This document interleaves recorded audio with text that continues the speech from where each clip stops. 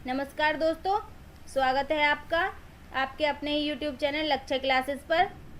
रोज़ की तरह आज भी हम सामान्य हिंदी के कुछ महत्वपूर्ण प्रश्नों पर चर्चा करेंगे। सभी लोग जल्दी से जल्दी जुड़ जाइए और सेशन को लाइक शेयर कर दीजिए। जल्दी से जल्दी जुड़ जाइए सभी लोग।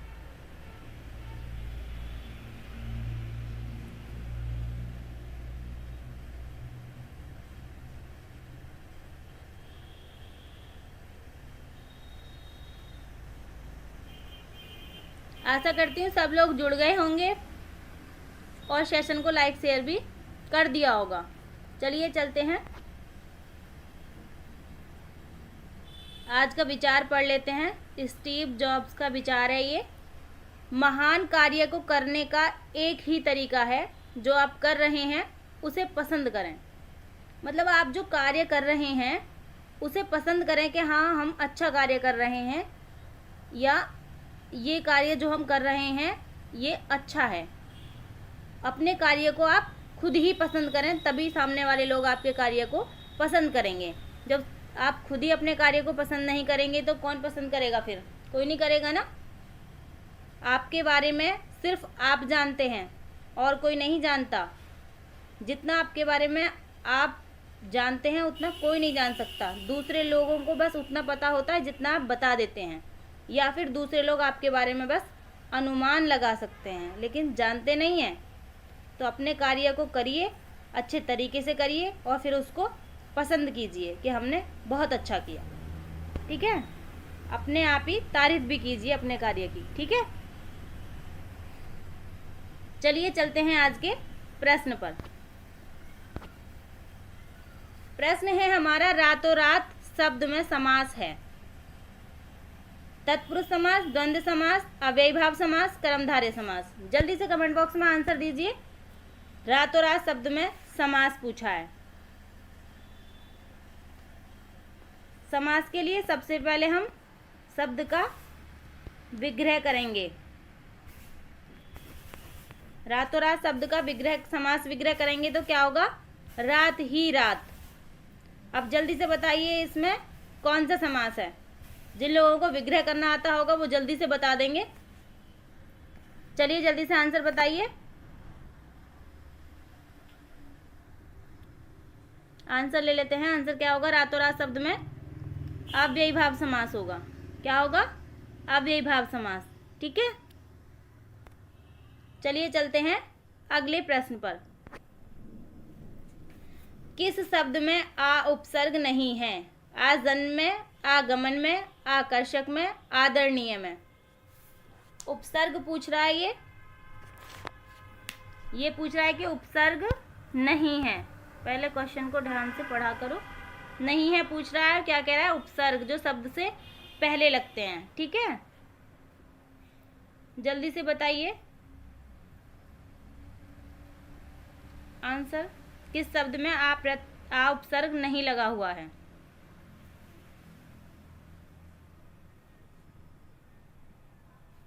चलिए आंसर ले लेते हैं। जन्म मूल शब्द है। आ उपसर्ग लगा हुआ है इसमें। उपसर्ग जो शब्द से पहले लगे होते हैं उन्हें उपसर्ग कहते हैं। आगमन में भी आ उपसर्ग लगा हुआ है।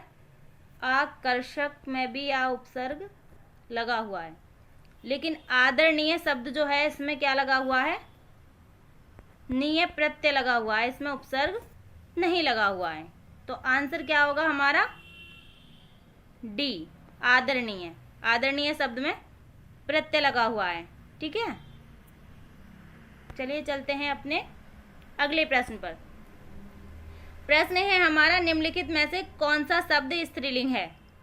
स्त्रीलिंग शब्द पूछा है। उत्साह, चक्रव्यूह, प्रकृति, संकल्प। जल्दी से कमेंट बॉक्स में आंसर दीजिए।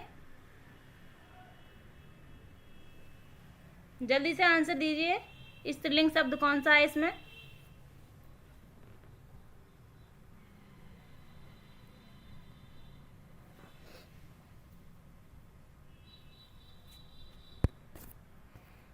चलिए आंसर ले लेते हैं। आंसर क्या होगा इसका? प्रकृति। हमारी प्रकृति हरी भरी है। ये स्त्रीलिंग है, बाकी सब पुल्लिंग है। ठीक है, चलते हैं दूसरे प्रश्न पर। प्रश्न है हमारा श के अंतर्गत आते हैं। श और यहाँ पे होगा है। श है किसके अंतर्गत आते हैं? ऊष्म, स्पर्श, अंतस्थ या संयुक्त? जल्दी से कमेंट बॉक्स में आंसर दीजिए। ये प्रश्न तो बहुत ही आसान है और सभी को आता भी होगा। चलिए इसका जल्दी से आंसर ले लेते हैं। श है किसके अंतर्गत आते हैं? इन्हें बोलने से ही ऊष्मा उत्पन्न हो रही है मुंह में, तो क्या हो गया? ये ऊष्म व्यंजन हो गए। से जब हम बोलते हैं तो घर्षण होता है, और जब घर्षण होता है तो ऊष्मा होती है और उसे कहते हैं ऊष्म व्यंजन। चलिए चलते हैं अपने अगले प्रश्न पर। इनमें से कौन सी लिपि नहीं है? प्रश्न है हमारा कौन सी लिपि नहीं है? अरबी, गुरुमुखी, देवनागरी या अंग्रेजी? जल्दी से कमेंट बॉक्स में आंसर दीजिए, कौन सी लिपि नहीं है?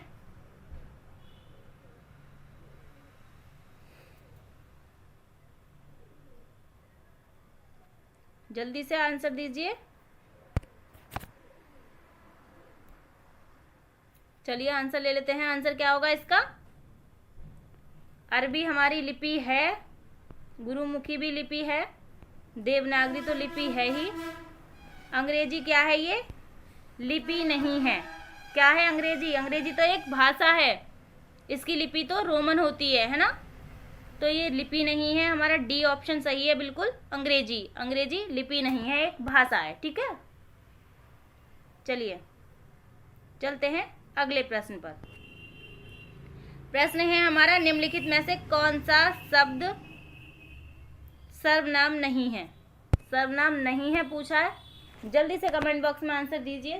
सर्वनाम नहीं है कौन सा शब्द है? कौन कोई उसने 10 गुना। जल्दी से कमेंट बॉक्स में आंसर दीजिए। बहुत ही आसान प्रश्न है और ऐसे प्रश्न एग्जाम में पूछे जाते हैं।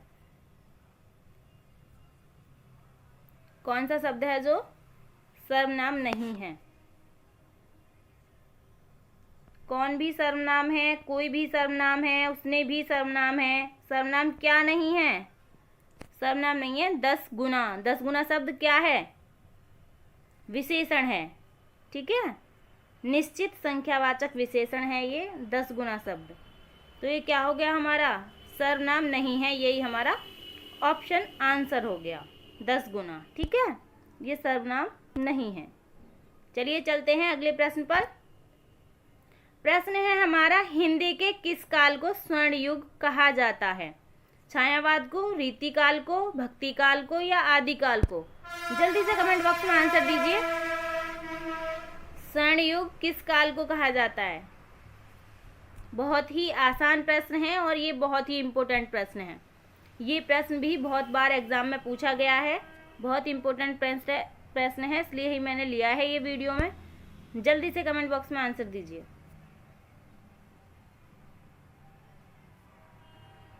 चलिए आंसर ले लेते हैं। आंसर क्या होगा इसका? भक्ति काल। भक्ति काल को हिंदी के स्वर्ण युग कहा जाता है, हिंदी का। ठीक है,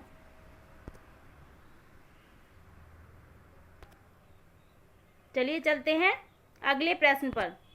प्रश्न है हमारा इनमें से कौन सी रचना तुलसीदास की नहीं है?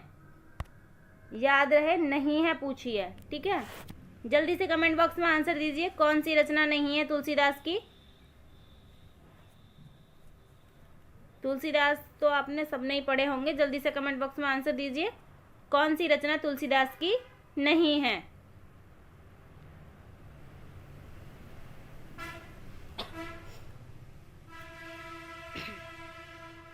चलिए आंसर ले लेते हैं। आंसर क्या होगा इसका?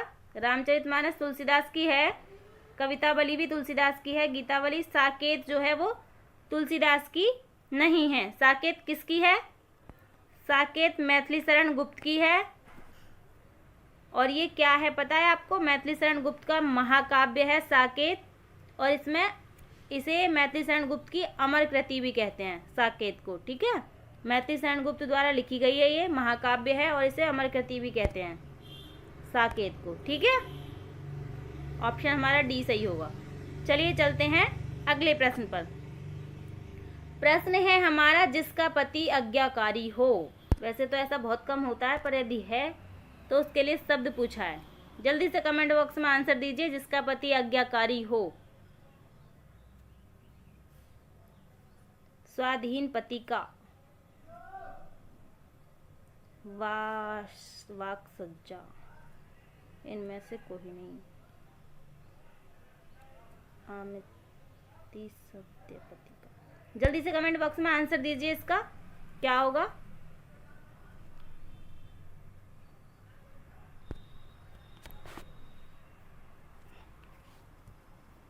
जिसका पति आज्ञाकारी है, उसके लिए क्या शब्द प्रयोग करेंगे हम।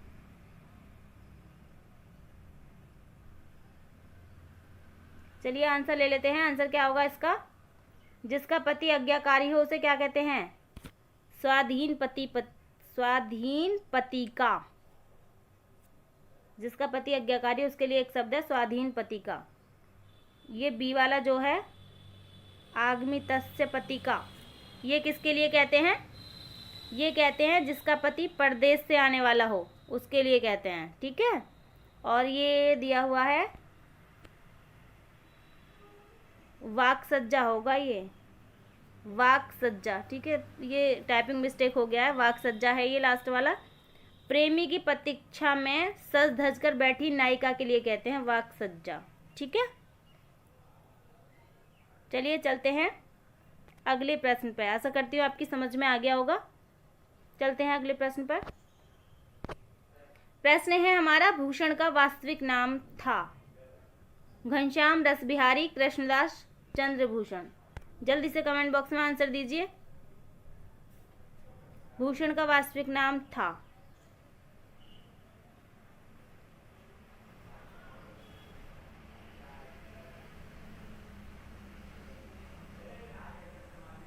चलिए आंसर ले लेते हैं। आंसर क्या होगा इसका, भूषण का वास्तविक नाम था घनश्याम। ठीक है, चलिए चलते हैं अगले प्रश्न पर। प्रश्न है, महाकवि भूषण की रचना है। कौन सी है इनमें जो महाकवि भूषण की रचना है, रेणुका, चिदंबरा, दीपशिखा या छत्रसाल। जल्दी से कमेंट बॉक्स में आंसर दीजिए इस प्रश्न का, ये बहुत ही इंपॉर्टेंट प्रश्न है।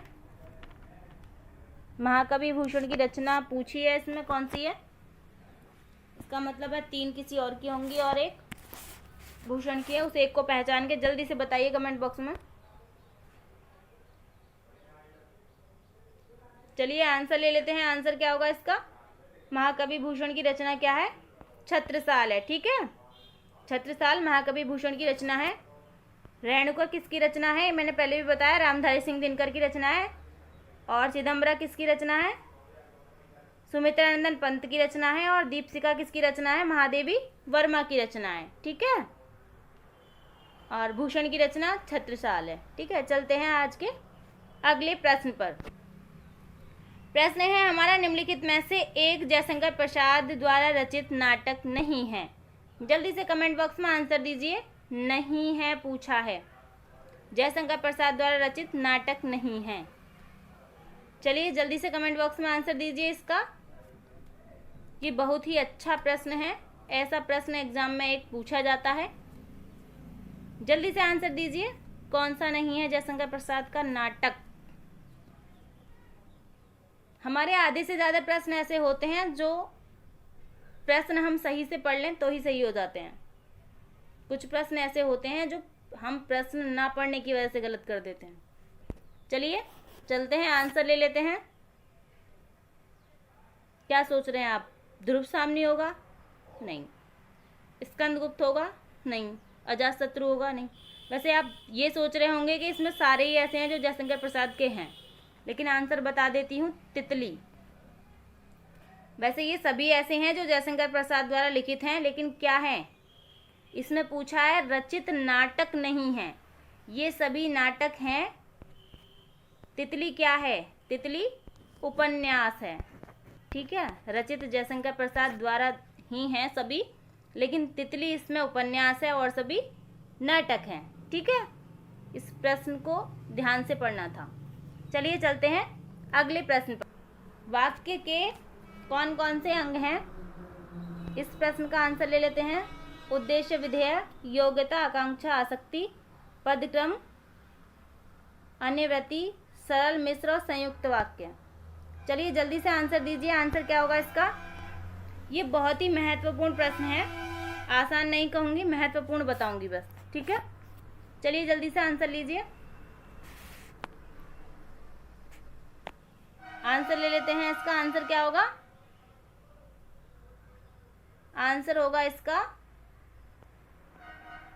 उद्देश्य और विधेयक। वाक्य के अंग कौन कौन से होते हैं? उद्देश्य और विधेयक। इसके बारे में थोड़ा सा जान लेते हैं। वाक्य के अंग, दो अंग होते हैं वाक्य के, उद्देश्य और विधेयक। वाक्य के दो भाग उद्देश्य और विधेयक पे थोड़ी सी बात कर लेते हैं। उद्देश्य, जिसके विषय में हम कुछ कहते हैं, जिसके विषय में हम बात करते हैं, उसे उद्देश्य कहते हैं, अर्थात जो कर्ता होता है हमारा उसे हम उद्देश्य कहते हैं। और विधेयक वह भाग होता है जो उस व्यक्ति या वस्तु का उल्लेख करे या उसके विषय में हम विवरण देते हैं, वह क्या होता है? विधेयक होता है। जैसे हम ले लेते हैं, राम बाजार जाता है। तो राम क्या हो गया हमारा? राम तो हो गया हमारा उद्देश्य, ये करता है तो ये तो हो गया उद्देश्य, और बाजार जाता है ये सब क्या हो गया हमारा? विधेय। ठीक है, आशा करती हूँ आपकी समझ में आ गया होगा उद्देश्य और विधेय क्या होता है। चलते हैं अगले प्रश्न पर। प्रश्न है हमारा, ढेर सारा मक्खन किस विशेषण का उदाहरण है? ढेर सारा मक्खन गुणवाचक, संख्यावाचक, निश्चितवाचक या अनिश्चित परिमाणवाचक? जल्दी से कमेंट बॉक्स में आंसर दीजिए। इसका आंसर क्या है?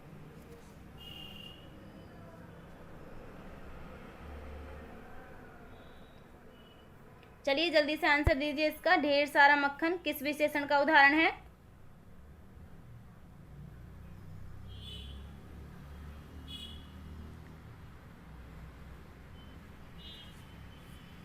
आंसर ले लेते हैं। आंसर क्या होगा इसका? डी होगा। ढेर सारा मक्खन अनिश्चित परिमाणवाचक विशेषण का उदाहरण है ये।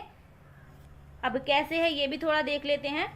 जिन विशेषण शब्दों से किसी वस्तु या पदार्थ की निश्चित मात्रा का ज्ञान ना हो वो अनिश्चित परिमाणवाचक विशेषण कहलाते हैं।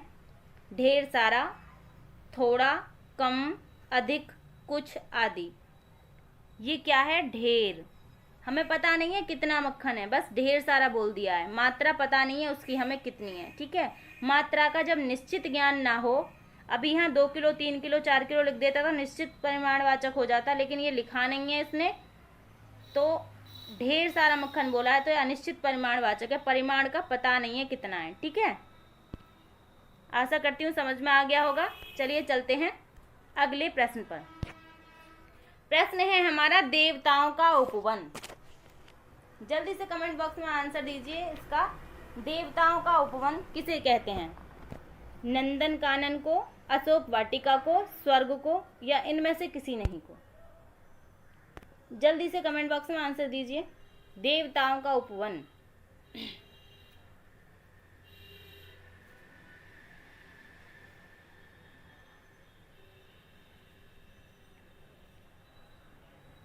बहुत ही इम्पोर्टेंट प्रश्न है ये, देवताओं का उपवन। जल्दी से आंसर दीजिए इसका।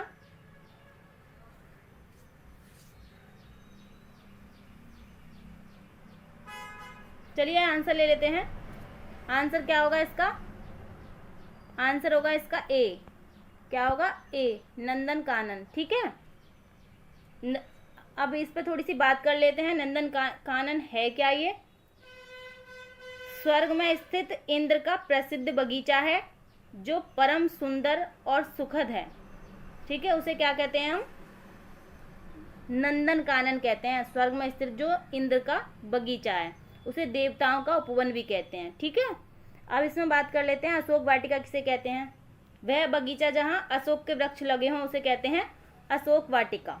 ठीक है। स्वर्ग किसे कहते हैं भाई? स्वर्ग तो सभी जानते होंगे, 7 लोकों में तीसरा लोक स्वर्ग है, स्वर्ग लोक कहते हैं उसे, ठीक है। यदि अपनी भाषा में देखा जाए तो जहाँ हिंदू देवी देवताओं का वास होता है उसे कहते हैं स्वर्ग, ठीक है। आपके लिए ये प्रश्न होमवर्क में है, कौन कौन से 7 लोक होते हैं, ठीक है। 7 लोक कौन कौन से होते हैं उनके नाम कमेंट बॉक्स में आपको देने हैं, ठीक है। चलिए चलते हैं अगले प्रश्न पर। प्रश्न है हमारा, सुदामा चरित्र के लेखक हैं सूरदास, नरोत्तम दास, रत्नाकर, इनमें से कोई नहीं। जल्दी से कमेंट बॉक्स में आंसर दीजिए।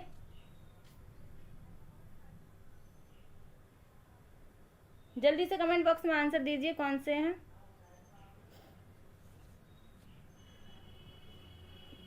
सुदामा चरित्र के लेखक, ये भी बहुत इंपॉर्टेंट प्रश्न है, कई बार एग्जाम में आया ये।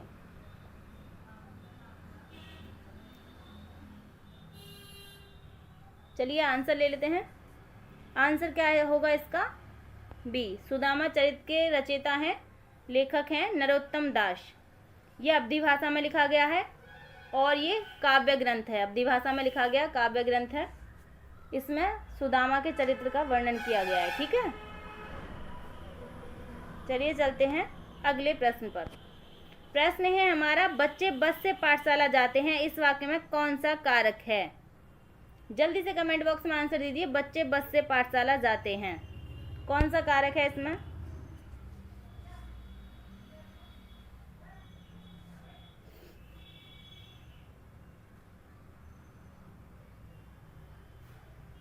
बच्चे बस से या बस के द्वारा, ऐसे भी लिख सकते हैं इसको, बस से या बस के द्वारा पाठशाला जाते हैं। अब आसान हो गया होगा प्रश्न, जल्दी से बताइए कौन सा कारक है। चलिए आंसर ले लेते हैं। आंसर क्या होगा इसका? करण कारक, ठीक है। के द्वारा या से जिसमें आया होता है, बच्चे बस के द्वारा जाते हैं, किस साधन, मतलब जो कारण होता है हमारा जाने का, उसे क्या कहते हैं हम? करण कारक कहते हैं, ठीक है। चलिए चलते हैं अगले प्रश्न पर। प्रश्न है हमारा, कृपालु शब्द में प्रत्यय है। जल्दी से कमेंट बॉक्स में आंसर दीजिए। कु क्रय प्रत्यय है, आलू प्रत्यय है, कृपा प्रत्यय है, लू प्रत्यय है। जल्दी से कमेंट बॉक्स में आंसर दीजिए। तो बहुत ही आसान प्रश्न है। पहले मूल शब्द को निकाल लीजिए और फिर प्रत्यय को।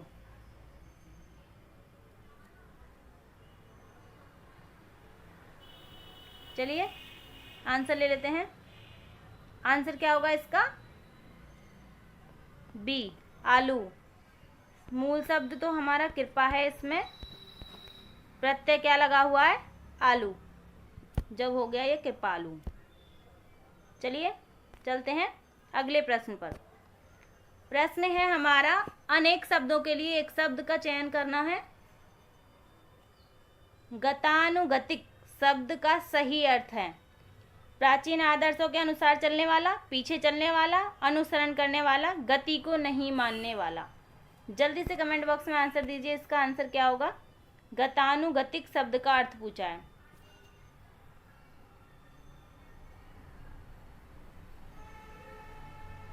गतानुगतिक शब्द का अर्थ पूछा है।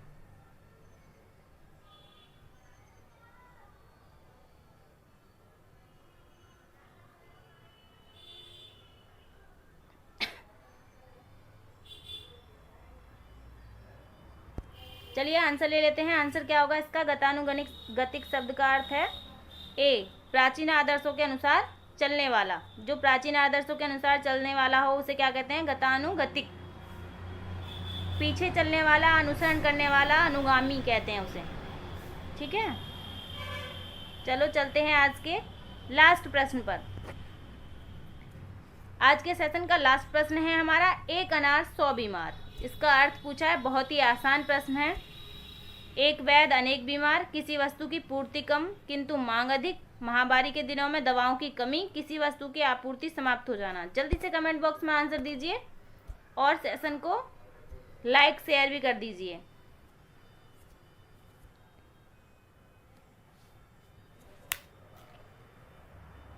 चलिए जल्दी से आंसर दीजिए इसका। एक अनार 100 बीमार, ये तो सेम उसी की तरह है। जैसे आप फॉर्म डाल के आते हैं किसी एग्ज़ाम के लिए, इतने सारे फॉर्म डालते हैं और जगह कम सी होती हैं, तो क्या होता है, एक अनार 100 बीमार वाला हिसाब होता है। एक एक सीट पे 1,000 लोग होते हैं। तो क्या हो गया, इसका अर्थ हो गया किसी वस्तु की पूर्ति कम, मांग अधिक होना। जगह कम है जॉब के लिए और जॉब वाले बच्चे ज़्यादा हैं। किसी वस्तु की पूर्ति कम और मांग अधिक होना, एक अनार 100 बीमार। आज के सेशन का हमारा लास्ट प्रश्न था ये। सेशन को इतनी देर तक। प्रश्न है हमारा, फोर्ट विलियम कॉलेज की स्थापना कब हुई? 1800 ईस्वी में, 1805 ईस्वी में, 1809 ईस्वी में, 1810 ईस्वी में। जल्दी से कमेंट बॉक्स में आंसर दीजिए, फोर्ट विलियम कॉलेज की स्थापना कब हुई?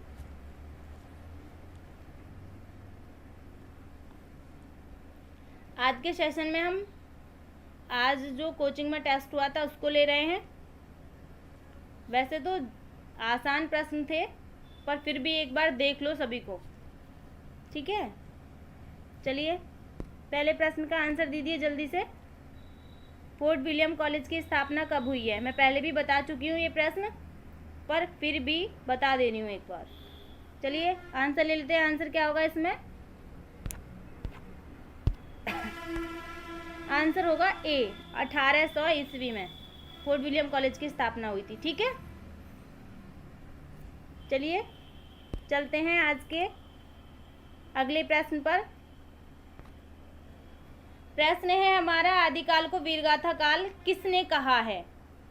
जल्दी से कमेंट बॉक्स में आंसर दीजिए। ये मैं पढ़ा चुकी हूँ। आचार्य हजारी प्रसाद द्विवेदी, डॉक्टर नागेंद्र, रामचंद्र शुक्ल, राहुल सांकात्यान। जल्दी से कमेंट बॉक्स में आंसर दीजिए। ये प्रश्न सभी वो हैं जो मैं पहले पढ़ा चुकी हूँ, या तो वो प्रश्न हैं जो मैंने होमवर्क में दिए थे, या तो वो प्रश्न हैं जो मैंने वीडियो के बीच में बताए थे, ठीक है। आपने यदि ध्यान से वीडियो देखा होगा तो आपको ज़रूर पता होगी। चलिए चलते हैं, आंसर ले लेते हैं। आदिकाल को वीरगाथा काल किसने कहा? रामचंद्र शुक्ल ने कहा था, ठीक है। चलिए चलते हैं अगले प्रश्न पर। प्रश्न है हमारा, सदुक्कड़ी भाषा से आशय है। जल्दी से कमेंट बॉक्स में आंसर दीजिए। बहुत ही आसान प्रश्न है ये, जिसमें कटुरिक्तियों का प्रयोग हो, जिसमें अक्कड़पन की झलक हो, जिसमें अनेक प्रांतीय भाषाएं या बोलियों के शब्दों का मिश्रण हो, जिसमें साधु संतों की गुप्त बैठन के संकेतांक हों। जल्दी से कमेंट बॉक्स में आंसर दीजिए इसका।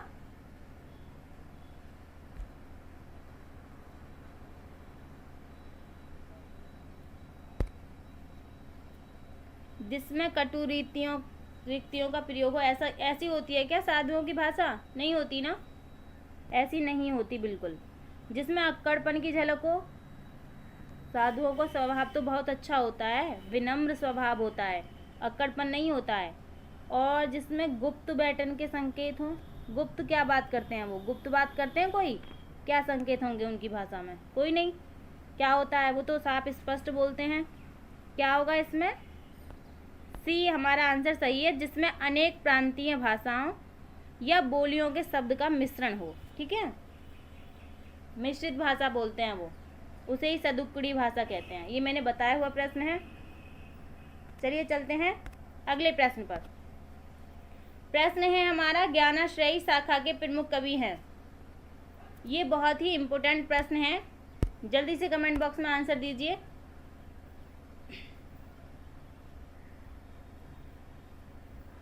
ज्ञानाश्रयी शाखा के प्रमुख कवि कौन से हैं?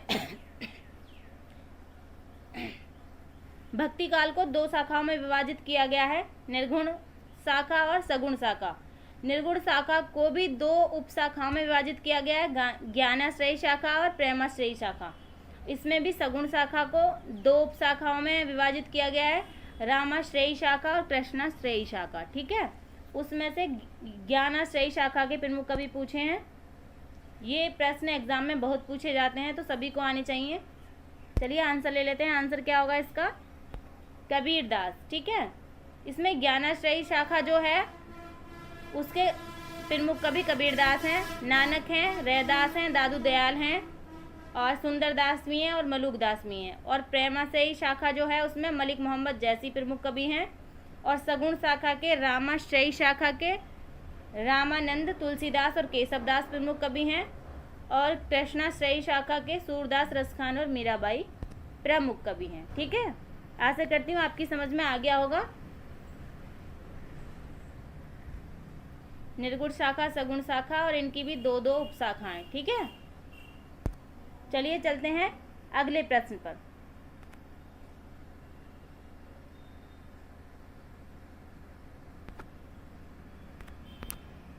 प्रश्न है हमारा, रामचरितमानस में कुल कितने कांड हैं? जल्दी से कमेंट बॉक्स में आंसर दीजिए। इसका आंसर सबको ही पता होगा और मैंने बताया भी है। जल्दी से कमेंट बॉक्स में आंसर दीजिए।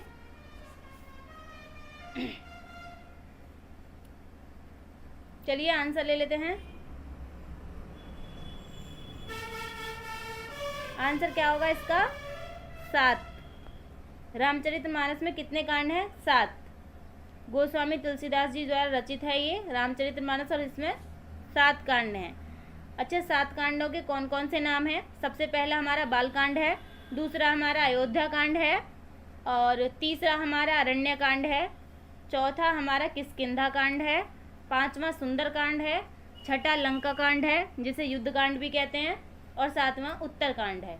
कभी कभी ये भी प्रश्न पूछ लेता है कि चौथे नंबर का कौन सा कांड है या 5वें नंबर का कौन सा कांड है, या ऐसे भी पूछ सकता है सुंदर कांड कौन से नंबर पे आता है। ठीक है, 5वें नंबर पे आता है सुंदर कांड। ऐसे भी प्रश्न पूछ लेता है, तो ये आपको पता होना चाहिए। रामचरितमानस में 7 कांड होते हैं। ठीक है, चलिए चलते हैं अगले प्रश्न पर। बहुत ही अच्छा प्रश्न है। सारी बीच नारी है कि नारी बीच सारी है कि सारी ही की नारी है कि नारी ही की सारी है? कौन सा अलंकार है? जल्दी से कमेंट बॉक्स में आंसर दीजिए। अन्योक्ति है, विरोधाभास है, संदेह है या उपमा है? मैंने आपको पढ़ाए हैं अलंकार, उसमें से ही एक अलंकार है ये, अलग से कुछ नहीं है। जल्दी से कमेंट बॉक्स में आंसर दीजिए कौन सा है इसमें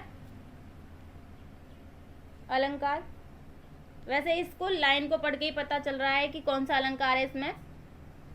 जहाँ उपमेय और उपमान में संदेह बना रहे, निश्चित न हो सके कि इसमें नारी है ये या साड़ी है, तो क्या हो जाएगा? वहाँ संदेह अलंकार है। पढ़ के ही पता चल रहा है, समझ में ही नहीं आ रहा नारी है या साड़ी नारी की बनी हुई है या नारी साड़ी की बनी हुई है।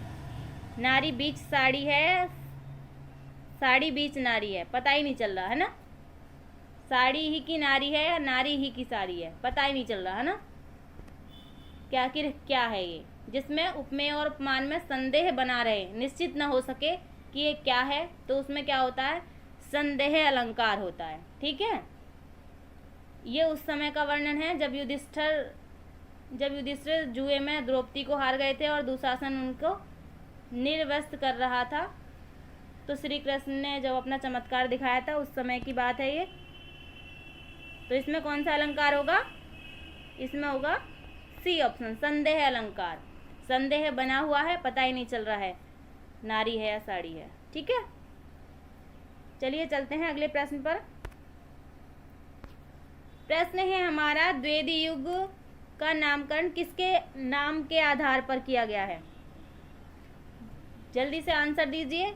हजारी प्रसाद द्विवेदी, महावीर प्रसाद द्विवेदी, शांति प्रिय द्विवेदी और मानंद द्विवेदी। जल्दी से कमेंट बॉक्स में आंसर दीजिए।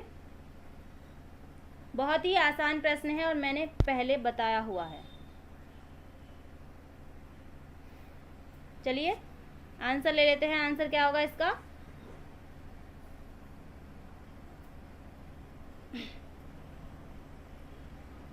आंसर होगा बी, महावीर प्रसाद द्विवेदी। महावीर प्रसाद द्विवेदी के नाम पर ही द्विवेदी युग का नामकरण हुआ था। ठीक है, द्विवेदी युग भारतेंदु युग के बाद के समय को कहते हैं। ठीक है, कभी कभी ये भी प्रश्न में पूछ लेता है कि किस युग के बाद द्विवेदी युग का समय होता है स्टार्ट, तो भारतेंदु युग के बाद के समय को क्या कहते हैं? द्विवेदी युग कहते हैं। चलिए अगले प्रश्न पर चलते हैं। प्रश्न है हमारा, अलंकारों के कितने भेद हैं? 8, 12, 6 या 3? जल्दी से कमेंट बॉक्स में आंसर दीजिए। कितने भेद हैं अलंकारों के?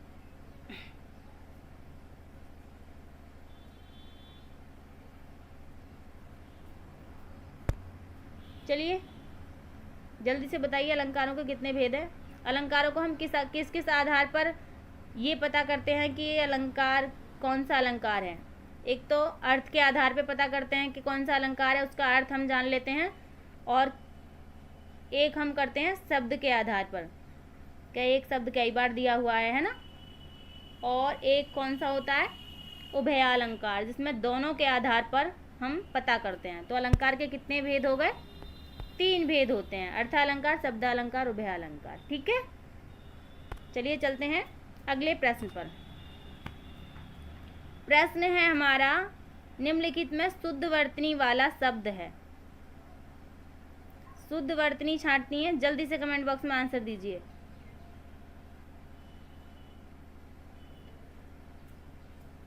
जल्दी से आंसर दीजिए कमेंट बॉक्स में।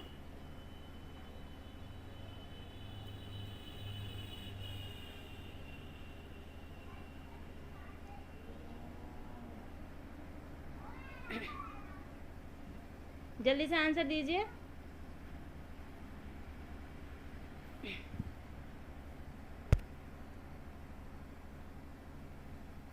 कौन सा होगा इसमें? जल्दी से कमेंट बॉक्स में आंसर दीजिए इसका। ऑप्शन सही होगा हमारा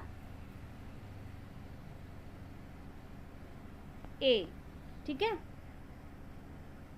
चलते हैं अगले प्रश्न पर।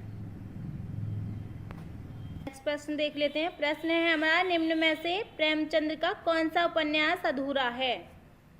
कौन सा उपन्यास है प्रेमचंद का जो अधूरा है? जल्दी से कमेंट बॉक्स में आंसर दीजिए, मैंने पढ़ाया है ये। रंगभूमि, गोदान, मंगलसूत्र, सेवा सदन। जल्दी से आंसर दीजिए कमेंट बॉक्स में, कौन सा है जो उपन्यास अधूरा है? रंगभूमि, गोदान, मंगलसूत्र या सेवा सदन? चलिए आंसर ले लेते हैं। आंसर क्या होगा इसका? मंगलसूत्र। मंगलसूत्र उनका जो उपन्यास है वो अधूरा है। ठीक है, चलिए चलते हैं अगले प्रश्न पर। प्रश्न है हमारा, ब्रजभाषा है। जल्दी से कमेंट बॉक्स में आंसर दीजिए। ब्रजभाषा है पूर्वी हिंदी, पश्चिमी हिंदी, बिहारी हिंदी या पहाड़ी हिंदी? जल्दी से कमेंट बॉक्स में आंसर दीजिए, ये भी मैंने पढ़ाया हुआ प्रश्न है। जल्दी से आंसर दीजिए इसका कमेंट बॉक्स में, ब्रजभाषा क्या है? चलिए आंसर ले लेते हैं। आंसर क्या होगा इसका? पश्चिमी हिंदी। ब्रजभाषा क्या है? पश्चिमी हिंदी है, सौर सैनी उपभ्रंश से लिया गया है। ठीक है, चलिए चलते हैं अगले प्रश्न पर। प्रश्न है हमारा, सूर्योदय का संधि विच्छेद क्या है? जल्दी से कमेंट बॉक्स में आंसर दीजिए। सूर्योदय का संधि विच्छेद क्या है? जल्दी से आंसर दीजिए।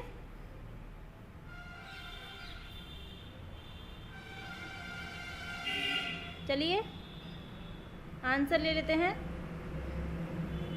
आंसर क्या होगा इसका? आंसर होगा इसका सी, नहीं बी होगा। सूर्य प्लस उदय होगा। सूर्य उदय का आंसर कौन सा होगा? बी, सूर्य उदय। ठीक है, अच्छा सूर्य उदय में कौन सी संधि है? गुण संधि है सूर्य उदय में। ठीक है, चलिए चलते हैं अगले प्रश्न पर। प्रश्न है हमारा, जसोदा हरि पालने झुलावे, हलावे दुलराय महलावे, जाई साई कछु गावे। पंक्ति में कौन सा रस है? अद्भुत रस, वात्सल्य रस, रौद्र रस, भयानक रस? जल्दी से कमेंट बॉक्स में आंसर दीजिए इसका।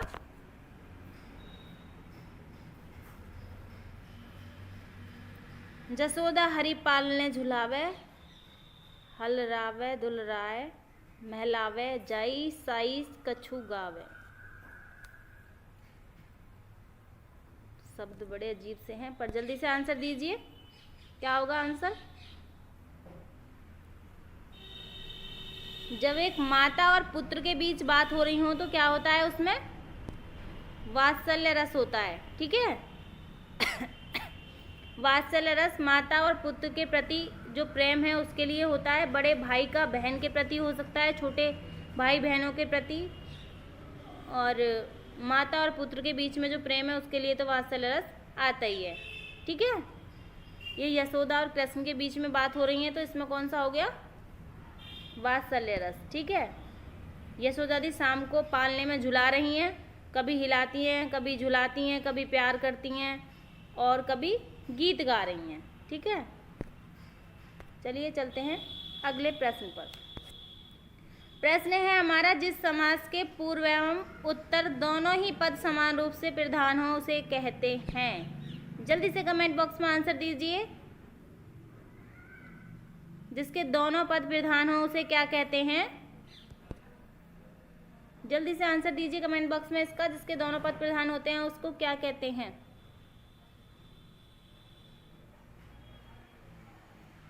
चलिए आंसर ले लेते हैं। आंसर क्या होगा इसका? द्वंद्व समास, ठीक है। जिसके दोनों पद प्रधान होते हैं उसे द्वंद्व समास कहते हैं, ठीक है। चलिए चलते हैं अगले प्रश्न पर। प्रश्न क्या है हमारा, निम्न में से कौन तार सप्तक का कवि नहीं है? रामविलास शर्मा, प्रभाकर माचवे, धर्मवीर भारती, भरत भूषण अग्रवाल। जल्दी से कमेंट बॉक्स में आंसर दीजिए। कौन से कवि हैं जो तार सप्तक के नहीं हैं? मैंने ये आपको प्रश्न दिया था करने के लिए, जिसने किया होगा उसे पता होगा शायद कौन से नहीं है। चलिए आंसर ले लेते हैं। आंसर क्या होगा इसका? सी, धर्मवीर भारती। रामविलास शर्मा हैं, प्रभाकर माचवे भी हैं, भरत भूषण अग्रवाल भी हैं, धर्मवीर भारती जो हैं ये तार सप्तक के कवि नहीं हैं। चलिए चलते हैं अगले प्रश्न पर। प्रश्न है हमारा, कारण के बिना कार्य होने का वर्णन होने पर कौन सा अलंकार होता है? जल्दी से कमेंट बॉक्स में आंसर दीजिए।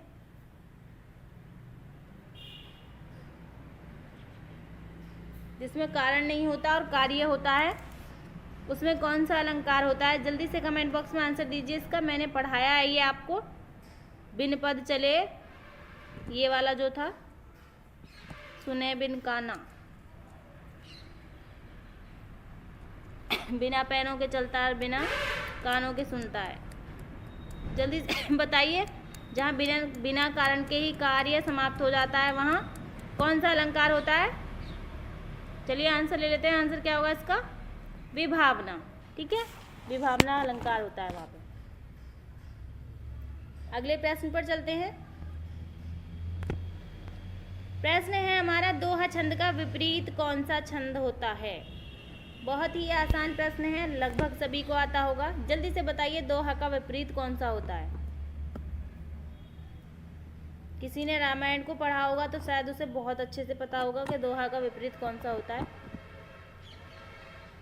वैसे भी ना भी पढ़ा हो तो भी पता होना चाहिए ये तो। चलिए आंसर ले लेते हैं। आंसर क्या होगा इसका? सरोठा। सरोठा जो होता है वो दोहा का विपरीत होता है, ठीक है।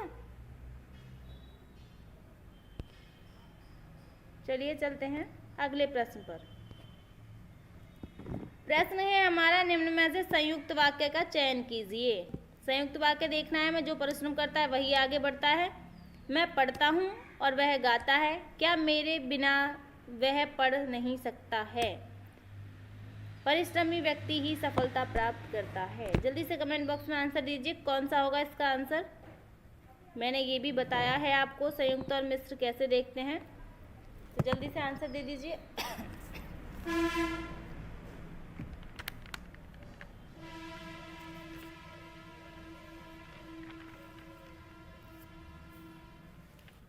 चलिए जल्दी से आंसर दीजिए।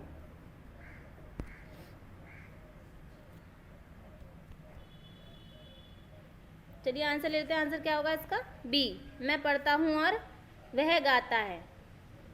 जब दो अलग अलग वाक्यों को संयोजक चिन्ह के साथ जोड़ दिया जाता है तो वो क्या होता है?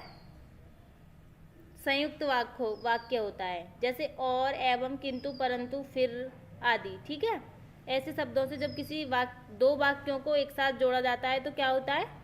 संयुक्त वाक्य होता है। ठीक है, चलिए चलते हैं अगले प्रश्न पर। प्रश्न है हमारा, हिंदी भाषा में वचन कितने प्रकार के हैं? जल्दी से कमेंट बॉक्स में आंसर दीजिए। बहुत ही आसान प्रश्न है, चलिए जल्दी से आंसर दीजिए। हिंदी भाषा में वचन कितने प्रकार के हैं, या हिंदी भाषा में कितने वचन हैं? चलिए आंसर ले लेते हैं इसका। बहुत ही आसान प्रश्न है, सबको ही पता होगा ये तो। हिंदी भाषा में वचन कितने होते हैं? ऑप्शन नंबर बी सही है, 2 वचन होते हैं, एक वचन और बहुवचन। जबकि संस्कृत में वचन 3 होते हैं। ठीक है,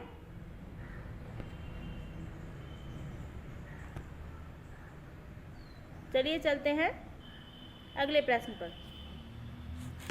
प्रश्न है हमारा, निम्नलिखित में से कौन अष्टाछाप का कवि नहीं है? कुंभदास, स्वामी हरिदास, परमानंद दास, छीत स्वामी। जल्दी से कमेंट बॉक्स में आंसर दीजिए, कौन सा है जो अष्टछाप का कवि नहीं है?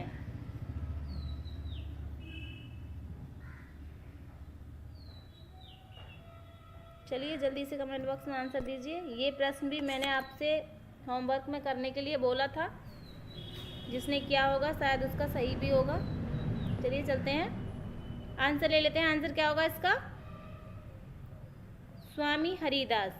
स्वामी हरिदास जो थे ये अष्टछाप के कवियों में नहीं थे। ठीक है, ये कौन थे स्वामी हरिदास? ये तानसेन के गुरु थे। तानसेन कौन? जो अकबर के दरबार में गायक थे। ठीक है, उनके गुरु थे स्वामी हरिदास। अष्टाछाप में जो 8 कवि हैं उनको याद कर लेते हैं, थोड़ा देख लेते हैं। अष्टाछाप में 4 कवि जो हैं वो वल्लभाचार्य के शिष्य थे, सूरदास, कुंभनदास, परमानंद दास और कृष्णदास। ठीक है, और इनमें 4 ही गोस्वामी विठल नाथ के शिष्य थे, गोविंद स्वामी, नंददास, छीत स्वामी और चतुर्भुज दास। ठीक है, आशा करती हूँ आपको समझ में आ गया होगा। ठीक है, चलिए चलते हैं अगले प्रश्न पर। प्रश्न है हमारा, निम्नलिखित में तत्सम शब्द है। ठीक है, मेघ, ठेस, भौरा या जेठ? जल्दी से कमेंट बॉक्स में आंसर दीजिए इसका। तो ध्यान रहे तत्सम पूछा है। ठीक है, जेठ जो शब्द है इसका तत्सम क्या होगा? ज्येष्ठ। ठीक है, भौरा जो शब्द है इसका तत्सम क्या होगा? भ्रमर। और ठेस जो शब्द है ये भी तद्भव शब्द है, तत्सम नहीं है। हाँ, ये मेह जो शब्द है, मेघ, इसका तद्भव होगा मेह। ठीक है, लेकिन ये मेघ तत्सम शब्द है, तो आंसर क्या होगा हमारा? ए। ठीक है, चलते हैं अगले प्रश्न पर। प्रश्न है हमारा, पावन शब्द का संधि विच्छेद होगा।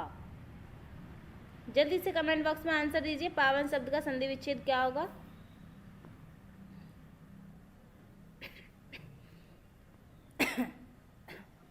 पावन शब्द का संधि विच्छेद पूछा, जल्दी से कमेंट बॉक्स में आंसर दीजिए। पा प्लस 1, पौ प्लस 1, पौ प्लस अन या पे प्लस 1? जल्दी से कमेंट बॉक्स में आंसर दीजिए इस प्रश्न का।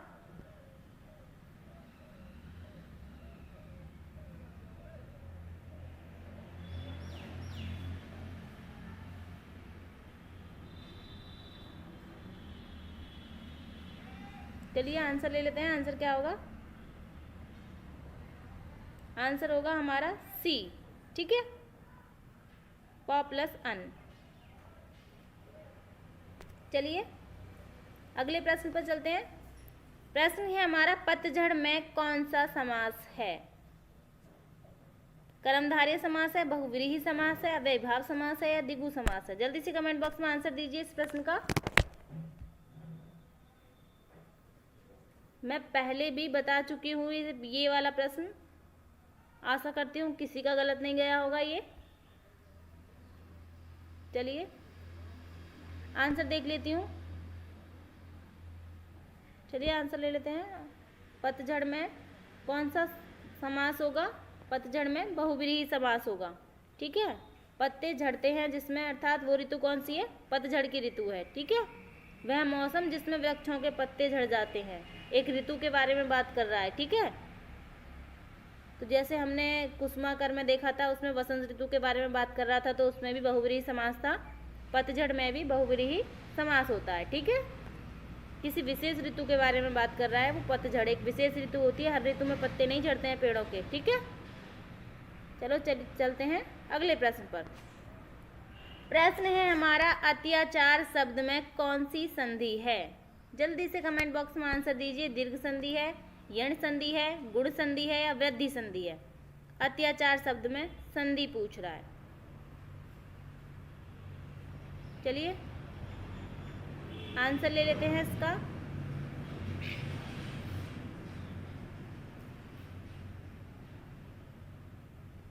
आंसर क्या होगा इसका?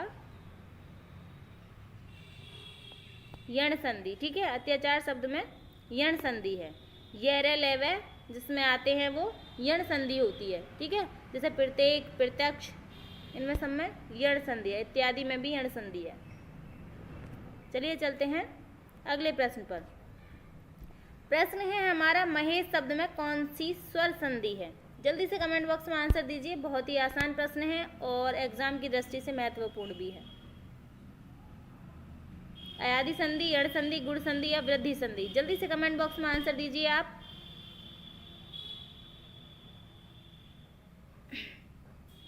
मैंने आपको इसकी ट्रिक भी बताई थी एक। महेश में एक मात्रा है, यदि दो मात्रा होती तो वृद्धि हो जाती, लेकिन एक है तो गुण संधि होगी। ठीक है, चलिए चलते हैं अगले प्रश्न पर।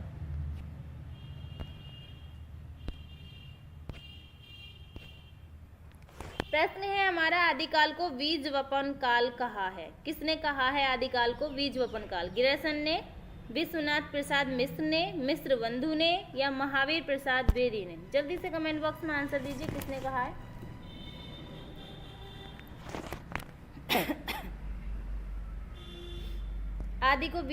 आदिकाल को बीजवपन काल। चलिए आंसर ले लेते हैं, क्या होगा इसका?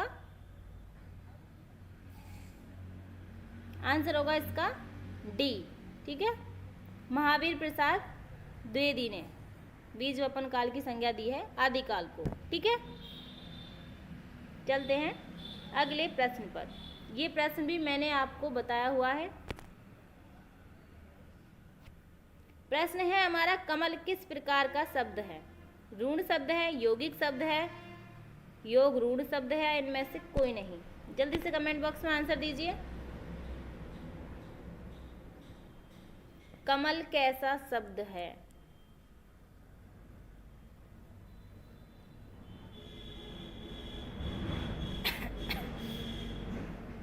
चलिए आंसर ले लेते हैं। आंसर क्या होगा इसका?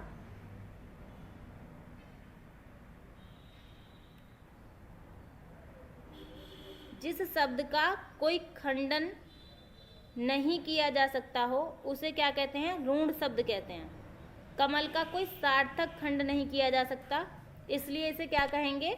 ऋण शब्द कहेंगे। ठीक है, कमल में से कै हटा दोगे तो कोई शब्द नहीं बनेगा, ले हटा दोगे तो भी कोई शब्द नहीं बनेगा, मैं हटा दोगे तो भी कोई शब्द नहीं बनेगा, मतलब सार्थक शब्द नहीं बनेगा कोई। ठीक है, इसलिए इसे ऋण शब्द कहते हैं कमल को। एक शब्द नाक भी होता है, उसे भी हम ऋण शब्द कहते हैं। इसमें से भी कोई से भी वर्ण को हटा लो तो कोई सार्थक शब्द नहीं बनता। ठीक है, चलिए चलते हैं अगले प्रश्न पर। प्रश्न है हमारा, मखमली जूते मारने का अर्थ है? बहुत ही रोचक प्रश्न है ये। मखमली जूते मारना का अर्थ पूछा है। मीठी बातों से लज्जित करना, व्यंग करना, धनी व्यक्ति को प्रताड़ित करना या अपमानित करना। जल्दी से कमेंट बॉक्स में आंसर दीजिए। ये तो सबको ही पता होगा, मखमली जूते मारना। चलिए जल्दी से आंसर बताइए इसका।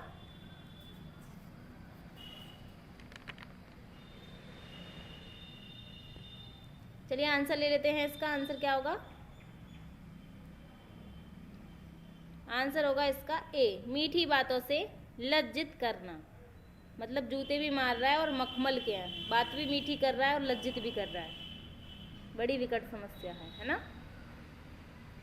जूते भी मखमल के लाया मारने के लिए, मतलब मीठी मीठी बातों से लज्जित कर रहा है। चलिए चलते हैं अगले प्रश्न पर। प्रश्न है हमारा अल्पप्राण ध्वनि है। ये भी मैंने बताया है आपको, अल्पप्राण ध्वनि कौन सी होती है। जल्दी से कमेंट बॉक्स में आंसर दीजिए।